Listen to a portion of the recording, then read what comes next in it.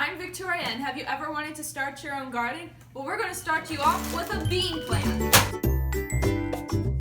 The materials you will need to begin planting your bean plant is a damp, wet paper towel, a plastic bag, and of course, beans. So you will be given 5 beans to plant and see if they grow. You will place the 5 beans in the damp paper towel.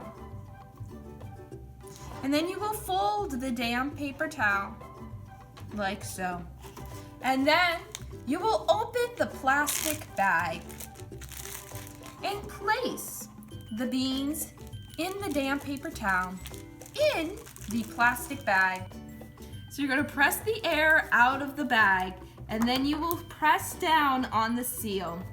And now you will wait to see for your beans to grow. It will take multiple days. You will place your beans on a windowsill, which will get lots of sunlight, and then you will watch them grow after multiple days. This is what they will look like after a couple of days. They have started to sprout. This is what they should look like. You can see little green things coming out of the beans.